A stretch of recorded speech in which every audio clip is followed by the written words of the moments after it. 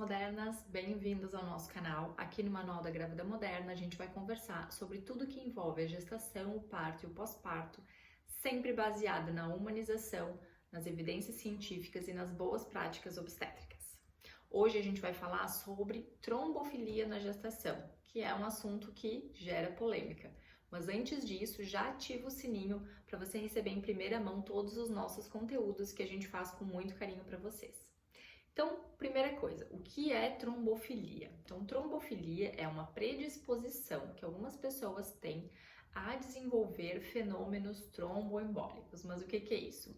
Essa pessoa ela vai ter alguma alteração no sistema de coagulação do sangue e, por conta disso, tem uma chance maior de desenvolver coágulos nos vasos sanguíneos, que é a trombose venosa ou embolia pulmonar. Então, as trombofilias estão relacionadas, a grande maioria, com as tromboses. Mas e para a gestação? Né? O que isso vai interferir na gestação e o que é importante na gestação? Primeira coisa que a gente tem que definir, não é para investigar a trombofilia em todas as gestantes. Né? Existem critérios para isso e é isso que a gente vai entender hoje. Então, as trombofilias, elas na verdade, quando a gente fala em trombofilia na gestação, a gente pensa muito em abortos, em perdas, mas na verdade o principal da trombofilia na gestação é o aumento do risco de trombose. E a gente sabe que a trombose é uma das principais causas de mortalidade materna. Então, a gente quando pensa em trombofilia, a gente deve pensar nesse risco de trombose e não tanto em desfechos ruins da gestação, né, para o bebê. Então, a gente só vai investigar, né, as trombofilias na gestação se eu tiver fatores de risco. Então, pensando em trombose, existem algumas trombofilias que estão relacionadas a tromboses da gestação, que são essas aqui. Quando que a gente vai investigar essas trombofilias? Então, quando a mulher tiver um histórico pessoal de ter tido uma trombose, né, a gente tem que investigar antes dela engravidar. Ou se essa mulher tem um histórico familiar de trombose, né? Pai, mãe ou irmãos que tenham tido algum evento tromboembólico ou que tenham alguma trombofilia já diagnosticada, aí eu tenho indicação de rastrear essas trombofilias antes da gestação. Fora isso, eu não preciso rastrear as trombofilias na gestação. A mutação MTHFR, que se falou muito, né, e tem muita gente que ainda acaba solicitando esse exame, ela não é considerada uma trombofilia e ela não deve ser investigada em nenhum desses casos. Eu falei um pouquinho dessa mutação quando a gente falou sobre ácido fólico, então quem ainda não viu o vídeo sobre o ácido fólico, depois dá uma olhadinha, que eu falei sobre essa mutação. Mas dentro das trombofilias, ela não é relevante.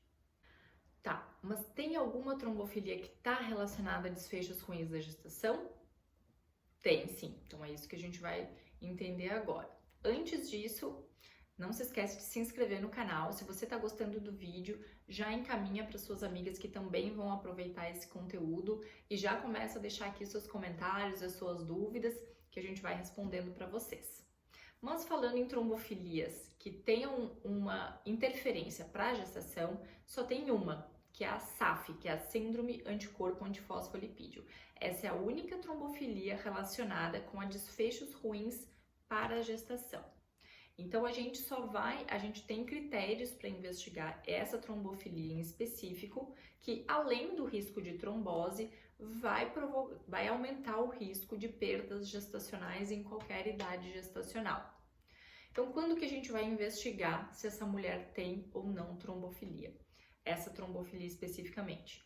Sempre antes de gestar, não adianta querer investigar esse tipo de trombofilia durante a gestação, porque não tem como fazer esse diagnóstico, tá? Tem que ser antes de engravidar.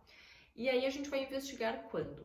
Quando essa mulher teve pelo menos 3 abortos antes de 10 semanas, então ela teve abortos de repetição antes de 10 semanas de gestação, a gente tem que investigar a síndrome anticorpo antifosfolipídio. Se essa mulher teve pelo menos uma perda gestacional depois de 10 semanas, então com mais de 10 semanas de gestação, sem nenhuma causa aparente, então a gente também tem que investigar.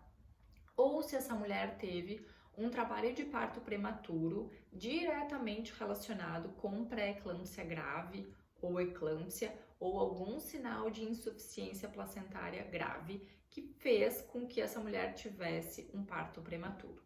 Qualquer outra causa de parto prematuro não entra nesse critério, apenas aqueles que estão relacionados com pré-eclâmpsia grave, certo? Então, esses são os critérios para a gente investigar a síndrome anticorpo antifosfolipídio, que deve ser feita, né, dentro desses critérios. Não é para investigar para todo mundo e não deve ser investigado na gestação, porque você não vai conseguir fazer o diagnóstico. Deve ser investigado antes de engravidar, então no seu planejamento para a gestação. Então hoje a gente aprendeu um pouquinho sobre trombofilia e a importância delas e quando investigar. Então, se você gostou desse vídeo, não se esqueça de se inscrever no canal, deixe aqui seus comentários, as suas dúvidas, o que você gostaria de ver por aqui e vencer uma grávida moderna. Até o próximo vídeo.